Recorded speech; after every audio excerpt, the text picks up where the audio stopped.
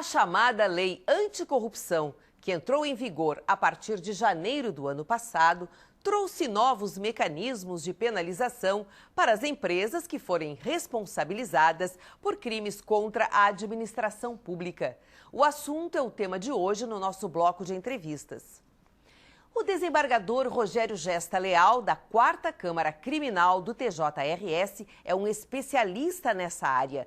E você vai saber agora o que muda com a nova legislação, as penas previstas para os casos que forem enquadrados na lei e as perspectivas desse instrumento jurídico para o combate a um dos maiores problemas de nosso país. Bem, o nosso entrevistado de hoje é o desembargador Rogério Gesta Leal, da 4ª Câmara Criminal do Tribunal de Justiça do Rio Grande do Sul, cuja competência é o julgamento de crimes praticados por prefeitos e vereadores e crimes contra a administração pública. Doutor Rogério, em primeiro lugar, o nosso assunto, lógico, é a lei anticorrupção. Eu gostaria que o senhor comentasse um pouquinho para a gente qual é o espírito dessa lei que passou a vigorar a partir de janeiro do ano passado. Veja bem, essa lei ela surge a partir de um movimento internacional envolvendo todos os países, tanto da América Latina, da Europa, como da América do Norte, para combater a corrupção. É um movimento que surge a partir de tratados internacionais, de convenções internacionais, de pactos e acordos internacionais, criando políticas públicas de combate e enfrentamento da corrupção. A partir desses movimentos, que datam praticamente da metade da década de 90 do século passado, para cá, uma série de países, dentre eles o Brasil, foram internalizando nas suas legislações alguns instrumentos e ferramentas jurídicas voltadas para essa finalidade. Um desses instrumentos é a Lei 12.846 de 2013, que passou a viger em 2014. Do que trata essa lei?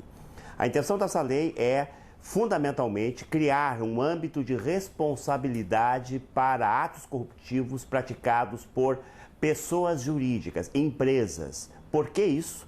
Porque até há pouco não existia nada no Brasil que buscasse enquadrar essas empresas como sujeitos responsáveis por atos de fomento, de estímulo à corrupção ou por atos que violem o interesse da administração pública, caracterizando alguma modalidade de corrupção. Por essa razão é que essa lei surge, é preciso se dizer, a partir de toda uma indução internacional provocativa de tratados e convenções dos organismos internacionais existentes. Mas qual é o perfil dessa lei? Essa lei, ela traz algumas novidades jurídicas inéditas para o Brasil. A primeira delas é a mais complicada. É a caracterização da responsabilidade objetiva das empresas por atos praticados contra os interesses da administração pública, caracterizando a corrupção. O que é essa responsabilidade objetiva? Ela indica que qualquer atividade que provenha da empresa, seja através dos seus funcionários, diretores, executivos, sócios majoritários ou minoritários, que atinjam o interesse da administração pública caracterizado como corrupção, vai atribuir responsabilidade imediata à empresa como pessoa jurídica. Até então, como era? Até então era o quê? O sistema jurídico funcionava como se fossem ilhas isoladas em campos temáticos isolados. Uma coisa é a responsabilidade civil, outra coisa é a responsabilidade administrativa, outra coisa é a responsabilidade penal. Até porque, temos que ter presente, a nossa Câmara também julga crimes contra o meio ambiente. O que existe de tradição no Brasil, em termos de responsabilidade da pessoa jurídica ou da empresa, no âmbito criminal, é tão somente sobre os crimes, ou fundamentalmente, sobre os crimes ambientais praticados por empresas. A legislação ambiental brasileira foi a pioneira no sentido de avançar muito, não exclusivamente, mas avançar muito o debate sobre a responsabilidade da empresa no campo penal. Até a Lei 12.846, nós não tínhamos instrumento jurídico que responsabilizasse a empresa por atos de corrupção. Não existia no sistema jurídico brasileiro. Então agora nós temos que aprender o quê? Duas coisas fundamentais. Uma, estabelecer uma relação de diálogo compreensivo entre a esfera administrativa, a esfera civil e a esfera penal. Essas esferas hoje se comunicam, essas esferas hoje se relacionam.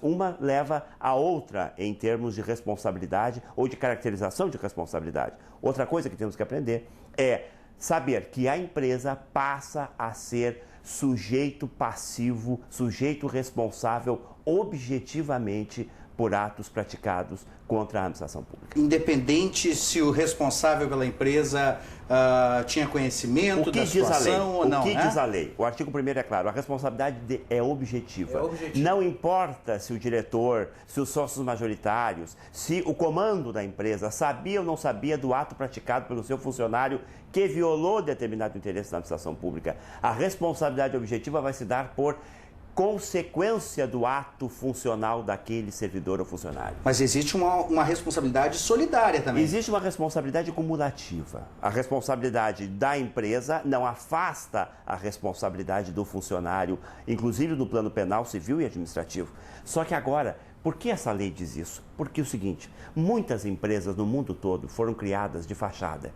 Foram criadas empresas laranja, empresas fictícias, para poder acobertar atos de corrupção e atos de que violam o interesse da administração pública, criando uma figura jurídica para poder proteger atrás de si pessoas físicas, diretores, capitalistas, investidores, que violavam o interesse da administração pública e estavam protegidos pelo manto da pessoa jurídica, que não se conseguia atingi-los nesse momento. E que muitas vezes até vendiam essa empresa no sentido de escapar das responsabilidades, claro, o que é previsto nessa nova lei de corrupção. Claro que sim, o mercado, tanto que há sanções pesadíssimas nessa lei para as empresas que pratiquem atos de corrupção contra o interesse da administração pública, dentre elas a suspensão das suas atividades, o fechamento da empresa, multas pesadíssimas que podem levar inclusive à bancarrota ou fechamento do estabelecimento. Até 20% do faturamento, Pode é isso ser, mesmo? pode chegar a isso. A dosimetria, o cálculo da multa que vai ser aplicada à empresa,